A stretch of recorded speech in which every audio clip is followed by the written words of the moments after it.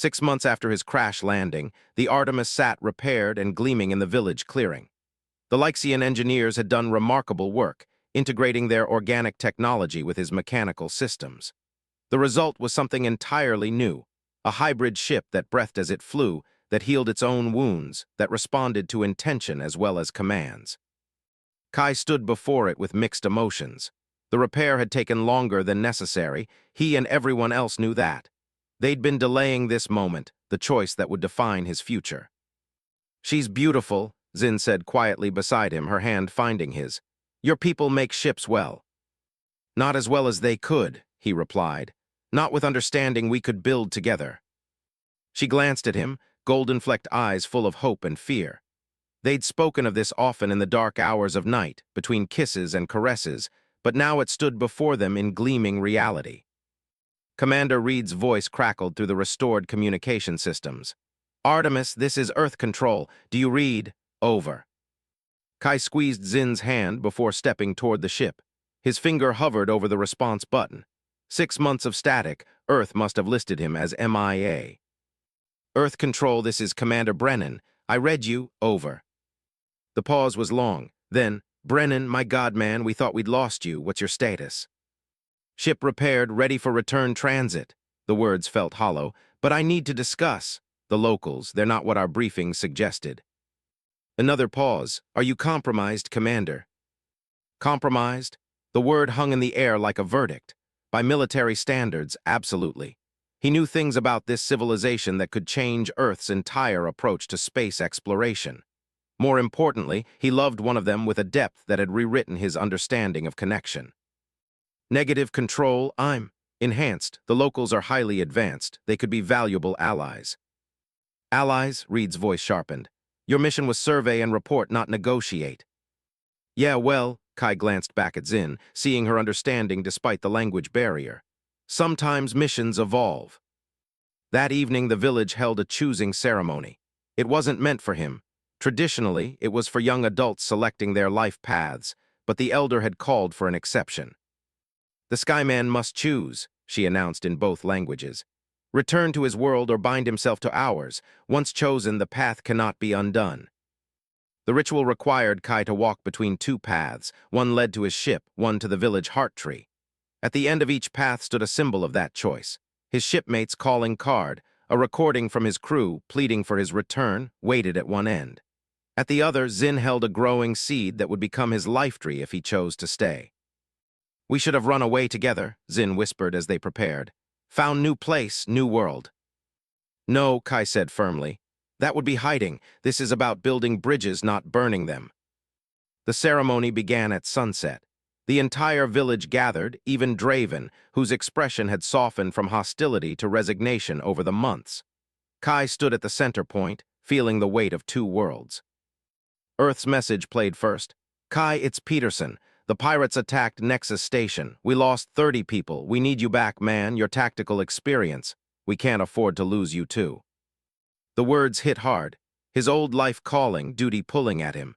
The Lyxian way didn't handle long-distance warfare. Their harmony made such tactics foreign to them. Then Zin began walking the other path, carrying the seed. As she moved, she sang, a melody that told their story.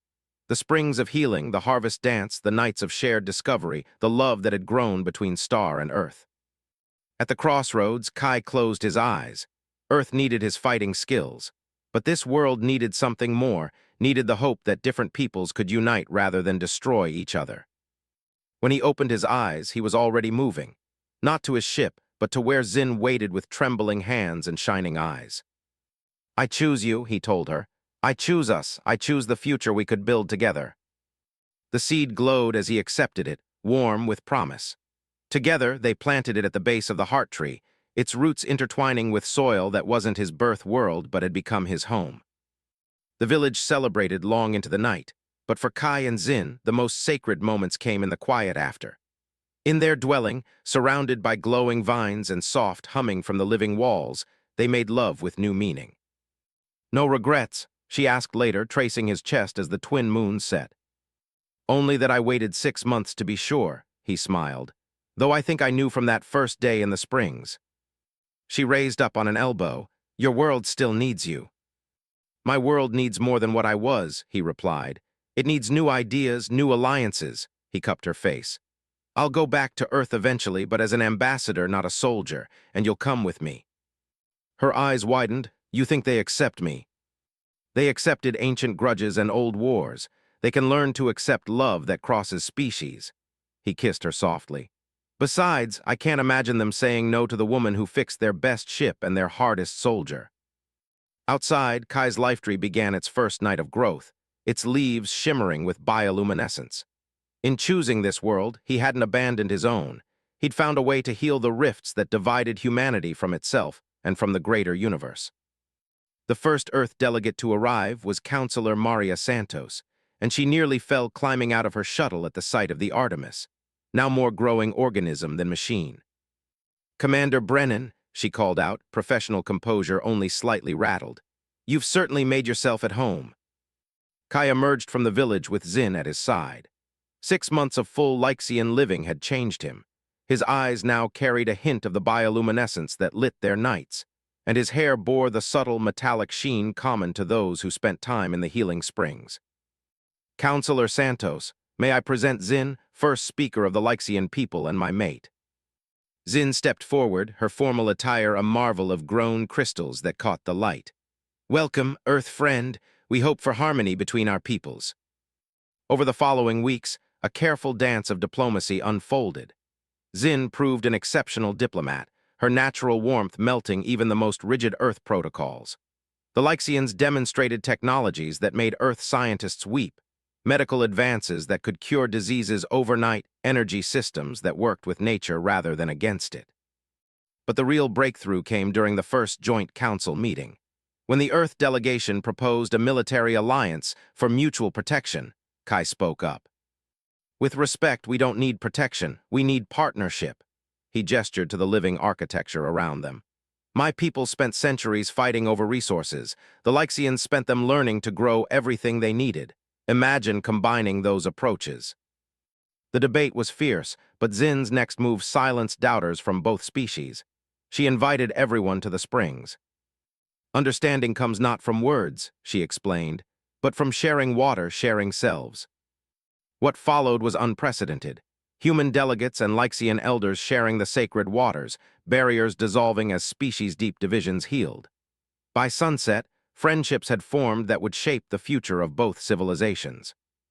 6 months later, the first combined Earth-Lyxia ship launched.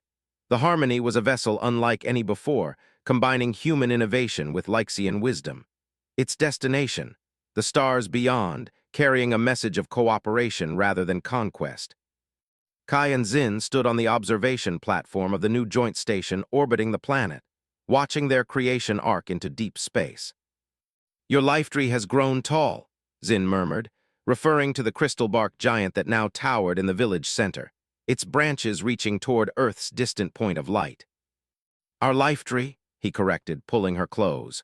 Below them, the station bustled with activity, humans and Lyxians working side by side, discovering daily that their differences made them stronger together. Their love story had become legend on both worlds, proof that the universe's greatest distances could be bridged by open hearts.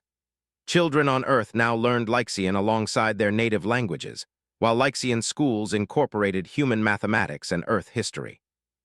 I still can't believe it started with coolant and a misunderstanding, Kai mused. Zin laughed, the sound like music. Best accident in universe.